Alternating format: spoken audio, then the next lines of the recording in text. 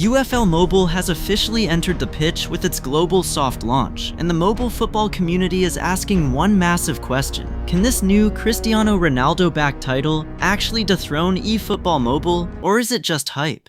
Here is the complete analytical breakdown of exactly how these two giants stack up and where the war will be won. Let's start with what UFL Mobile gets right. Built on a modern mobile framework, UFL's biggest immediate asset is its presentation. The Unreal Engine-driven visuals, crisp user interface, and player modeling are incredibly fresh. For content creators and players who value high-end visual aesthetics, UFL delivers a clean, modern look that makes eFootball's menus feel outdated. Beyond graphics, UFL's core philosophy is built on being fair to play. Instead of a heavy pay-to-win model, progression relies heavily on grinding. It also introduces a fast-paced 4v4 multiplayer mode, offering an excellent casual alternative to the stressful division grinds we are used to.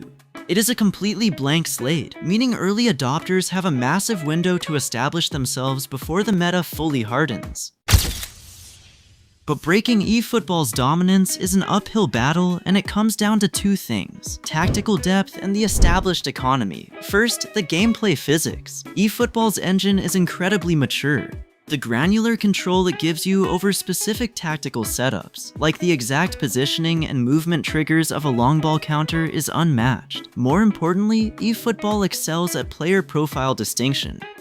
Players have spent years building dream squads, and there is a massive secondary marketplace where high-value accounts change hands daily. UFL is starting from absolute zero. Convincing a player to abandon an account they've invested years into requires a massive competitive incentive. However, UFL has just been handed a massive weapon, courtesy of Konami themselves. The eFootball community is currently furious over the introduction of Smart Assist, and this controversy is UFL's single biggest opportunity to steal hardcore players. Smart Assist acts as an AI autopilot. It compresses the skill gap by micromanaging crucial moments, auto-correcting passing angles, overriding manual shooting inputs, and executing perfect auto-clearances. The core complaint from veteran players is simple. When the AI cuts passing lanes flawlessly for an opponent who doesn't understand positioning, eFootball stops being a competitive simulation. This is where UFL can capitalize. Fans are desperate for a game where manual inputs matter and mistakes are punished. If UFL can prove its matchmaking relies strictly on raw skills and tactical intelligence without AI handholding, it will immediately peel away eFootball's core competitive player base.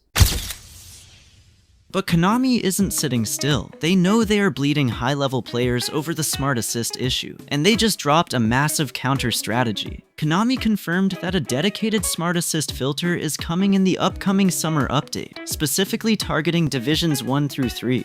This will create a competitive quarantine zone, allowing manual purists to filter their matchmaking so they only face other manual players. This completely changes the timeline for UFL. If UFL launched 2 months ago, they could have easily captured the migration of frustrated veteran players.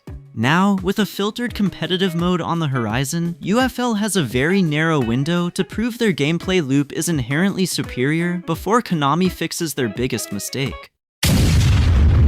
When you weigh the data, UFL Mobile emerges as a fantastic secondary title. It brings a desperately needed competitive alternative, great visuals, and an excellent casual ecosystem.